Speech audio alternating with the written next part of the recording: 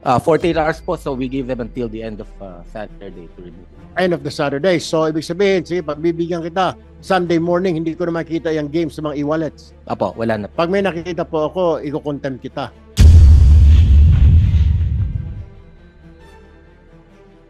Pwede po.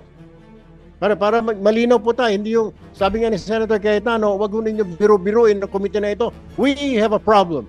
We have a crisis. Hindi po ito basta-basta. We are facing crisis, Mr. BSP, sir. And when you say, Saturday po, huling oras na Saturday, sige, pagbibigyan kita hanggang Sunday. Pag Sunday morning, meron pa pong mga games sa mga e-wallet, sir, iko-contempt ka namin. Thank you, Mr. Chairman. Before I ask Pagcor, 2 or 3 points lang. Deputy Governor, can you clarify? Sabi niyo kanina kay Senator Marcoleta, may order na kayo na tanggalin yung links. Yes, Your Honor. So, hindi sumusunod sa inyo. Do you have GCash? Yes, Your Honor. I-open nyo yung GCash mo ngayon. Nandiyan pa huli yung link. We gave them 48 hours, So, Your Honor, to take down the links. When did you order, Deputy Governor? Today, Your Honor. So, can you please, I know, sir, sa banking, very conservative, you have a very good reputation. Pero please speak very clearly to us. Diba? What you did on July 25, nag-circulate kayo ng proposal sa mga e-wallet at hinintay nyo pa yung kanilang reply. Tapos today lang kayo nag-order. Kasi may hearing today. Your Honor, if I may... Hindi, kasi ang sagot nyo kay Senator Marcoleta, kulang na lang pumalakpak ako eh. Papalakpak kasi dapat talaga ako kasi at least umaksyon kayo kaagad. Kasi yung governor nyo, ang ganda ng statement, dapat daw mahigpit. Pero wala namang aksyon. You know, I will go to... I will stop there, Deputy Governor. But be very clear here kasi hindi lokohan tong hearing na to eh. Diba? Sana sinabi yung kanina, sir, it took us time and everything but we're giving them 48 hours. Eh sinabi nyo, hindi, you ordered them na eh. Pag binuksan mo ngayon, meron eh. Hindi po ba? Seryoso, pinag-uusapan natin eh. Lokohan ba to? So please, sir, di ba, ano lang, konting pagiging forthright naman at konting ano tayo pag nag-uusap dito, di ba? Ang Pagcor mahirapan sumagot kasi trabaho nila magnegosyo ng ano eh, ng gaming eh. That's why, di ba, we'll allow them to ano. But you get my point, sir. Okay, so 48 hours makakaasa kami na tanggal na lahat. Yes, Your Honor. Why do they need 48 hours? Isn't that instant naman? DICT, pag sinabi ko today, tanggalin nyo yan, hindi kaya ng technical ng mga e-wallets yun? So ano, balato muna, 2 more days? With the permission of our Secretary, Mr. Chair. Yes or no lang, sir? Yes, it can be done right away, Mr. Chair. So, sir, why do we give them 48 hours pa kung sure naman kayo? So, kung may mamatay ng 48 hours kasi nalulundon, okay lang sa atin o sayang kita? Your Honor, hindi ko naintindihan eh. Kasi binigyan nyo since, it's August 14 eh. Binigyan nyo since July 5. You know, if you call them into the room, you are the central bank eh.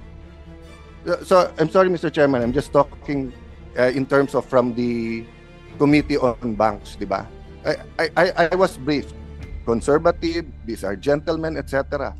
But if you called everyone into the room on July 5 and everyone pumayag, the next day, July 26, wala. You come here in the day of the hearing, you know all of the cameras are here, representing the central bank, telling Senator Marcoleta, wala nang links. Then, nung tinignan ko meron, then we're giving them 48 hours na hindi naman nila kailangan ng 48 hours. Bakit po? Bakit tayo ganun? Your Honor, we gave them sufficient time for all of them to... Sir, the ICT just said now, they can do it instantly.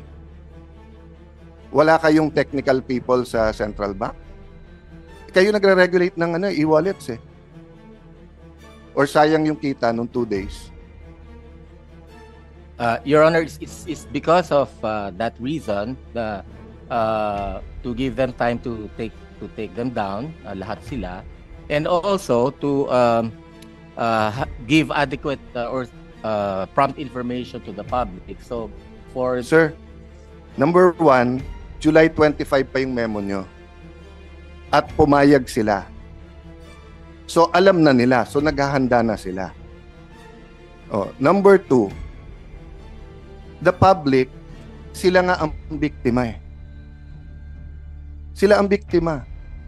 Why do they need to notice na kung gusto nilang sugal, they can do it otherwise, but they do not go to the link. Anyway, I'm taking up too much time, but sir, please, I look forward to working with you. I'm sorry, ikaw yung nandito in the Central Bank, pero Central Bank is one of the most respected institution na may political will dito. Ang monetary board is independent. So, pag sinabi yung decisive yung action, decisive tayo.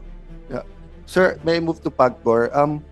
First of all, may I start by thanking you na meron know your customer. Senator Cayetano, balikan ko lang po si BSP.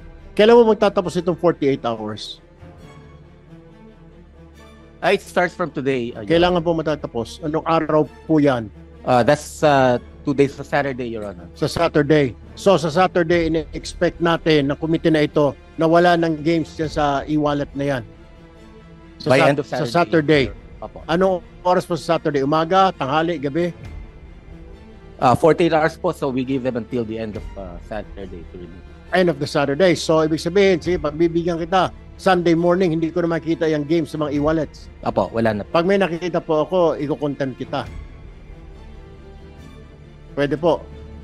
Para malinaw po tayo, hindi yung, sabi nga ni Senator Cayetano, wag mo ninyo biro-biruin ng komite na ito. We have a problem. We have a crisis. Hindi po ito basta-basta. We are facing crisis, Mr. BSP, sir. And when you say, Saturday po, huling oras na Saturday, sige, pagbibigyan kita hanggang Sunday. Pag Sunday morning, meron pa pong mga games sa mga e-wallet, sir, iko-contempt ka namin. Yes, Your Honor. And we'll also take, we will sanction also the concerned BSP. Mr. Chairman, if I may, Mr. Chairman, if I may, just very short, Mr. Chairman. Right. Thank you, Mr. Chairman. I would respectfully object, Mr. Chairman, to that statements made by Central Bank in saying that they need time 48 hours to take it down, while we heard from Asek Paraiso a while ago that they can do it right away. I just don't get it, Mr. Chairman. Forgive me, Your Honors, my dear colleagues.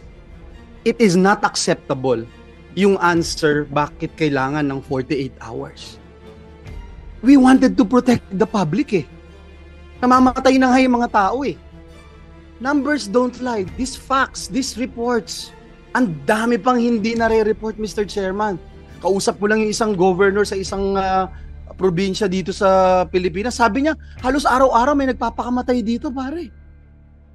Bakit di natin ma-stop? Again, Mr. Chairman, I'm really sorry. It is not acceptable yung binibigay na sagot kung bakit hindi natin mai sara ngayon kung kaya naman.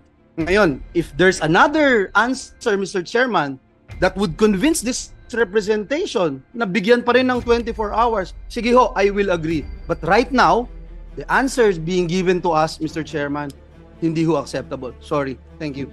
Thank you, Senator Villanueva. Yes. Sandali lang po, Mr. Chairman. We'd like to clarify the statement of the BSP representative because very important po yan. Is your statement is within 48 hours, you will ban the apps on the e-wallets or you will ban e-wallets to be utilized by these gambling operators? That's two different things, ha? Kasi yung apps, tanggal lang yan. Ibig sabihin, walang advertising. Pag punta mo sa GCash, sa PayMaya, hindi na lalabas yun. Pero iba yan sa pinagbabawal nyo ng paggamit ng e-wallets sa pagbayad nitong gaming na ito. Let's clarify that. If you're saying the latter, which is to ban, then I am with you, I support you, and I congratulate you if you can do that within 48 hours. So let us clarify, Mr. Chairman, ano ba talaga? Yung pagtanggal lang ng advertising apps sa e-wallets or pagtanggal talaga ng e-wallets sa paggamit sa pagpusta nito mga games na ito? Mr. Chair, dito kay BSP, kay Governor. What's your name, sir? Mamerto Tangonan, Your Honor. Ba't kinakailangan pa ng isang araw na palugit 48, ba't kinakalampan ng 48 hours? Eh sabi nga na dito, isang pindot lang yan, tapos nawala na yung apps na yan.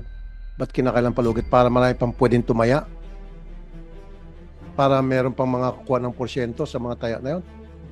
Mr. Chair, Sir, I'm may asking him. I interject? Sir, excuse me. I want him to answer my question. Senator Rafi, finish first. I want him to answer my question, Senator. Pakisagot lang po yung tanong ko. Ba't kinakailangan ng 48 hours na pwede naman gawin agad-agad? Tulad nga sinabi ni Senator Villanueva and Senator Mix, nagtataka lang kami. At si Erwin nga nagsabi, pag hindi mo makagawa yan in 48 hours, iko-contempt ka. Pakipaliwanag. Okay, mabilis lang. Anong proseso ba dapat ang ginagawa para ito ay tuloy na matanggal? So, Mr. Yung pinag-usapan natin. Your Honor, we provided 48 hours because one, as I've mentioned earlier, we want to give time to the BSP supervised institutions to take down those in-app links and icons to the online gambling sites. The other reason, Your Honor, is so that we will also provide time for the customers, for the consumers, to withdraw their funds from the online gaming account once they learn that we are already removing the links from the BSI mobile payment applications and websites, Mr. Chair. So within that time, for consumers who may want to take their money out from their online gambling accounts, they may do so, Mr. Chairman.